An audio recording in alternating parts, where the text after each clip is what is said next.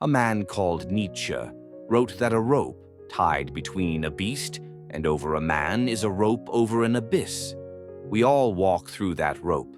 Have you ever stood at the edge, looked down into your own abyss, and wished you could just float? Wished you could build walls so high that nothing could touch the fragile things inside? That quiet desperation, the feeling that you're playing a part, perfectly cast while backstage, the real you is exhausted, bleeding from wounds no one else can see. You polish the mask, straighten the costume, but the echo of something broken reverberates within you.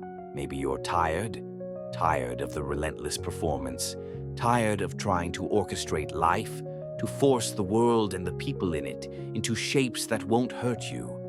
You rearrange the furniture on a sinking ship, believing this time this configuration will keep you afloat.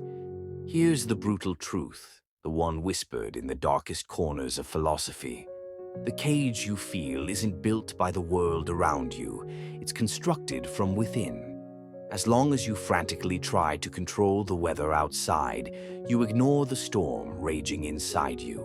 And the more you ignore it, the more power it gains. You become a prisoner, not of circumstance, but of your own internal, unseen architect. This architect, it works from a blueprint you likely never consciously approved.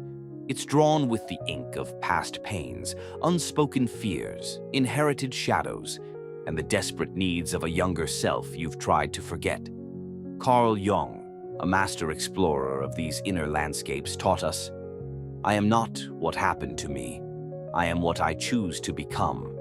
The key isn't escaping the blueprint or pretending it doesn't exist. It's about turning, facing the architect, and understanding the design. It's about integration, not amputation. You believe suffering is bad luck, a betrayal you didn't deserve, an unfair hand dealt by fate. You believe if they would just change, if circumstances were different, you'd finally be free. But the architect within laughs at this. External events are merely tuning forks. They only resonate if they strike a chord already strung tight within your soul. What truly wounds you isn't the arrow, but the pre-existing vulnerability it finds. It's the ancient trauma you buried alive, the emptiness you paper over with achievements, the story you tell yourself about who you must be to be safe or loved. That old blueprint, it defines where the impact lands. Some walk through fire and emerge centered, others crumble at a careless word. It's not the heat, it's the internal fault lines.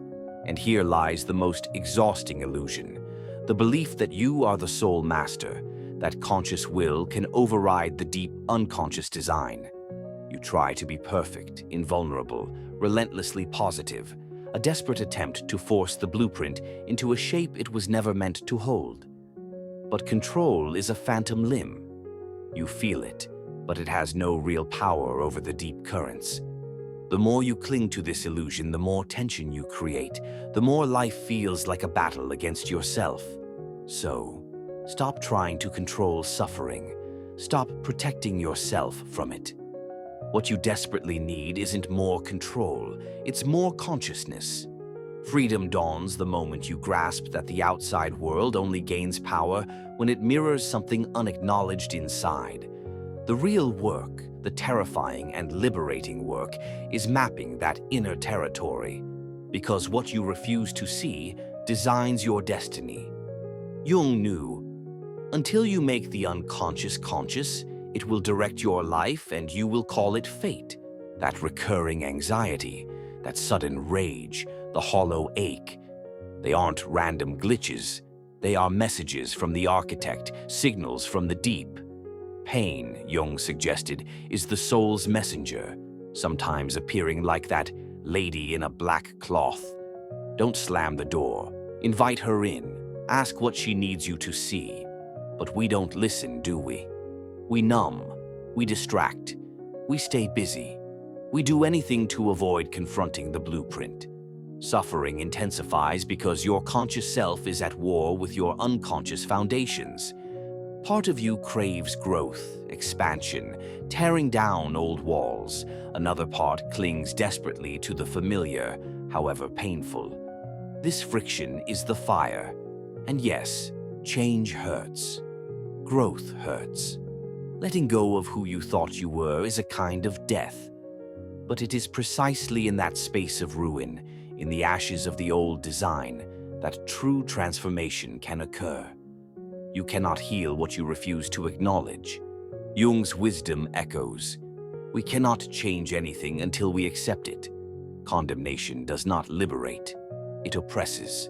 Stop judging the blueprint. Stop repressing the architect's calls.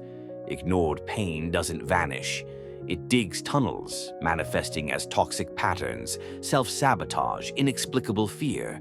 It's your own depths trying to wake you up. If you truly want freedom from the cycle of hurt, stop running from yourself. True emotional immunity isn't about building an impenetrable fortress. It's about knowing every stone, every shadow, every hidden passage within your own being. It is clarity. It is expanded awareness. When you understand your triggers, your wounds, your patterns, when you integrate the light and the dark, the actions of others lose their power to define you. You still feel deeply, but you no longer drown. You still suffer, but you no longer lose yourself. You move from being reactive puppet to conscious creator. This is individuation, becoming authentically, wholly you, not the mask you constructed for survival. It's living from the integrated core, unshaken by the storms because you understand the landscape within. That is where your true power lies. Subscribe and hit the like button, and on the comment section write, "I will always find my inner peace." Not in avoiding the abyss, but in learning to navigate through it.